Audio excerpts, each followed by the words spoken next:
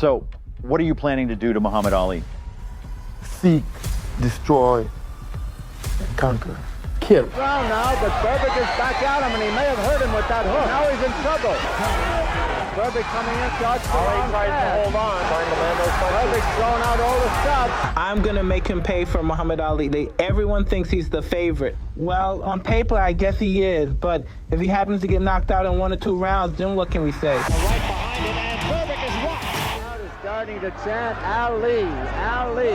In December 1981, 39-year-old Muhammad Ali stepped into the ring for the final time against 27-year-old powerhouse Trevor Berbick. The fight took place at a newly built stadium in Nassau, Bahamas, and from the start, it carried the heavy feeling of an ending. Ali didn't look like himself. The speed was gone, coordination dulled, and Parkinson's had already started to take its toll. His movements were slower, heavier, and doctors had already warned this fight shouldn't happen. That's why it seems unimaginable to me why they can even license this man.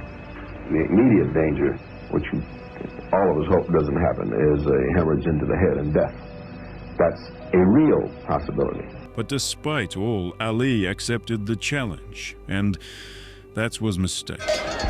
Bell for round 1, it's scheduled for 10. From the opening bell, it was clear this wasn't the Ali the world once feared. And here the referee, Zach Clayton. Berbick is taking this one seriously, too. Berbick is really rocking the body. Berbick throwing him in there. Having a good round now, but Berbick is back at him, and he may have hurt him with that hook. These are solid punches. They're just above us. Berbick is pounding everything in on Ali.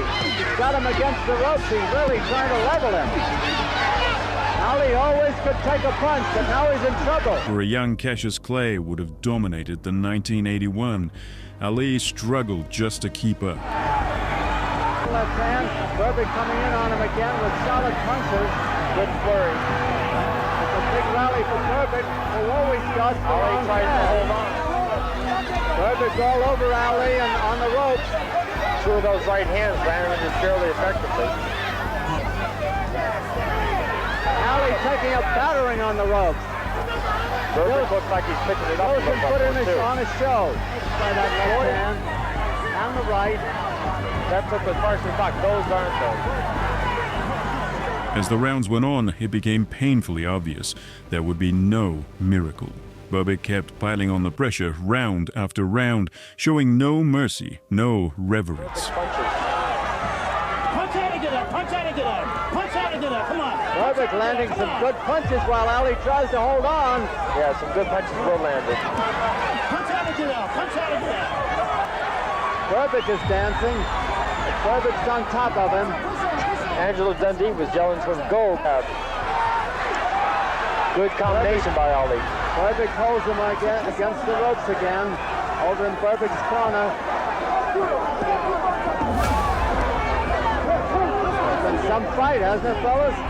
Very good. Oh, fantastic. Berbick swinging like a wild man again, just trying to land those punches. Berbick's throwing out all the stops. He's all over Ali on the ropes. 30 seconds left to go. Berbick drives him back again. There have been no knockdowns in the fight. Those are two good punches by Berbick. Big punches. There it is. It's all over. What a fight. When the final bell rang, Ali was still standing. He hadn't been knocked down, but the fight was over. A unanimous decision went to Trevor Berbick. Unanimous decision for Trevor Berbick. Well, there you have it. Trevor Berbick is the unanimous decision. Judge Butler, 97-94. And that night, the boxing world understood even legends like Ali must eventually step away. But sometimes, someone else steps in to carry the torch. Mike Tyson. In the mid-'80s, a 20-year-old Mike Tyson wasn't just another contender. He was charging straight toward the heavyweight throne. Under the guidance of Cus D'Amato, Tyson racked up 27 straight wins. His aggressive style and terrifying power turned him into a force of nature. Left hook.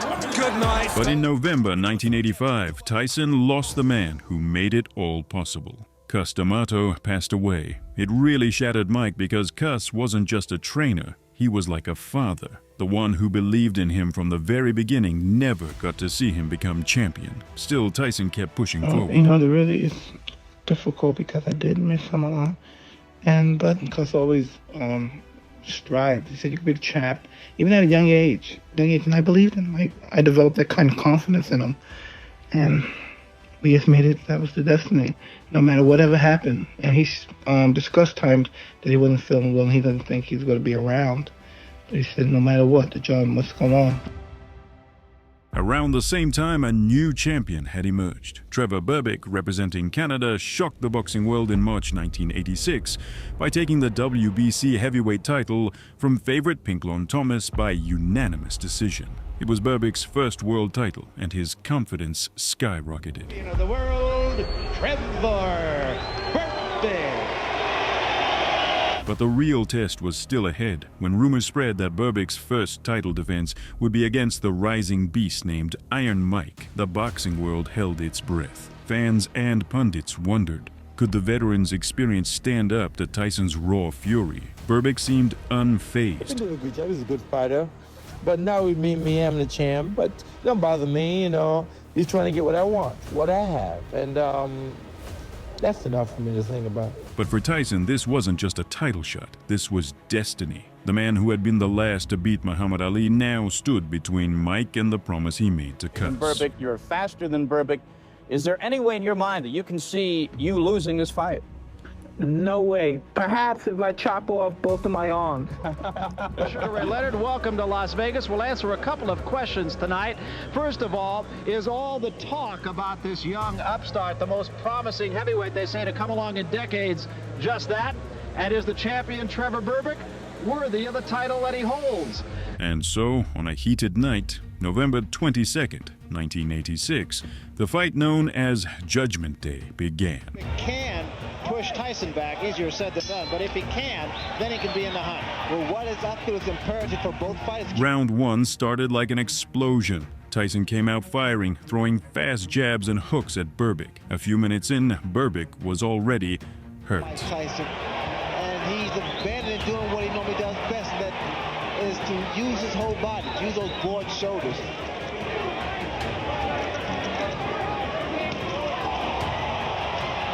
A big right hand by Tyson.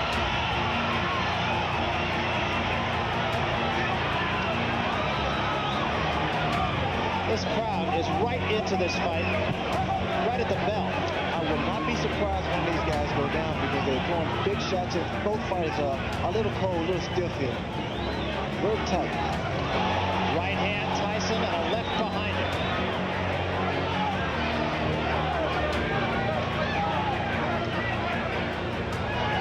Berbick, as he told us he would, trying to go to the uppercut, so far ineffectively.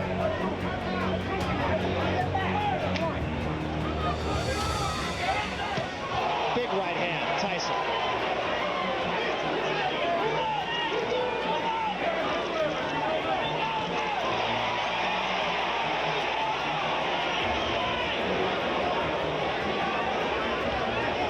Tyson has to be patient, as Laurie stated, because he's fighting a guy that's been in the ring with top caliber fighters.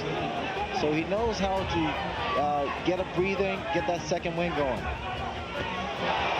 Another big left hook by Tyson. I mentioned this earlier, but Tyson's punches even sound different than most heavyweights.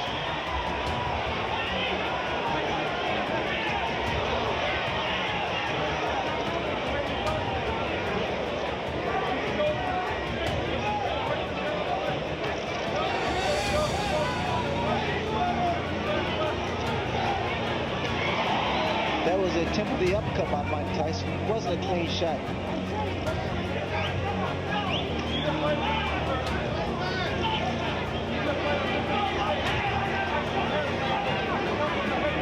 Trevor appears to be trying to keep Tyson backing up, making him fight his fight.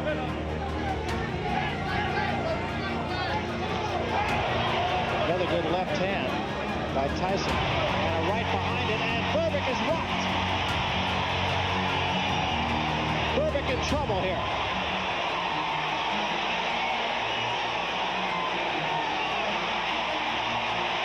Berbick just trying to get through the round. He's hurt, no question.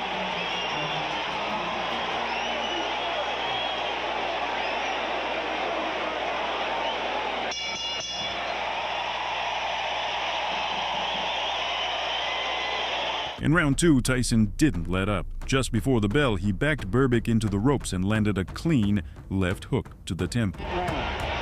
Trevor Berbick, we should point out, has been down twice. There's another big shot by Tyson. Berbick in a heap of trouble. Down he goes.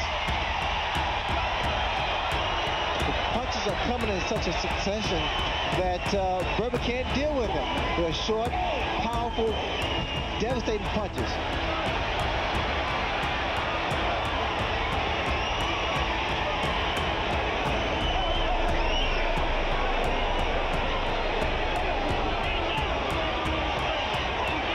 Berbick is still hurt.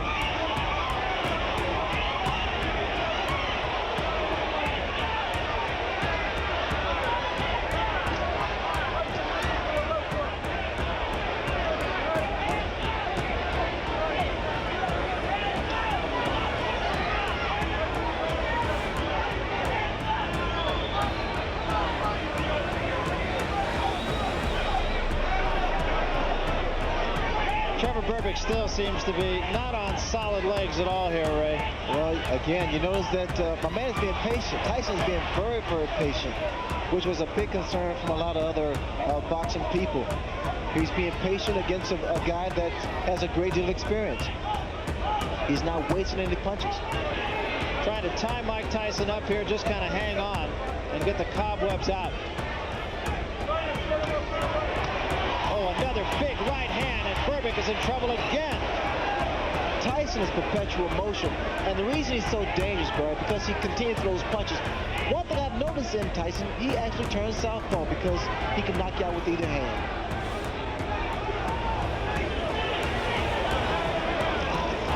He has good leverage because he keeps his balance. Missed with that uppercut, but didn't miss by much.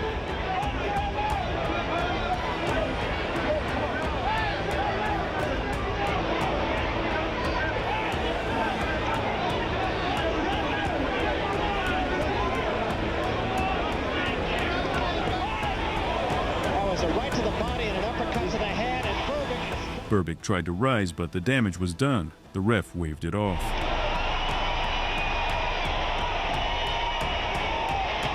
This one is going to be over, I believe.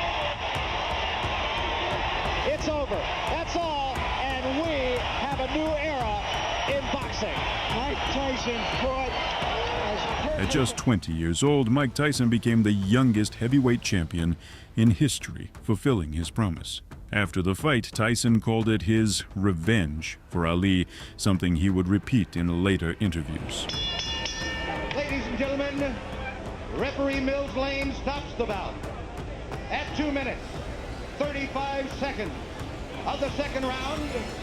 The winner by a TKO and youngest and new WBC heavyweight champion of the world, Michael Tyson. Larry. Mike Tyson, 20 years old, a heavyweight champion. How does it feel to be wearing this belt?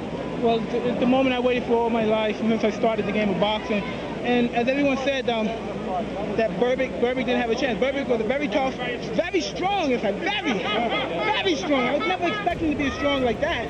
But I was calm, and I was timing my punch. Every punch I threw with bad intention in a vital area. It looked early in the second round that he had already recognized your power and that he was starting to hold on and just survive even as early as that. Well, I don't know about that. If that was so, that was his problem. I was coming to destroy and win the heavyweight championship of the world, which I done. And I'd like to dedicate my fight to my great guardian, Customato, and I'm sure he's up there and he's looking and he's talking to all the great fighters and saying his boy did it. They're smiling, that's right.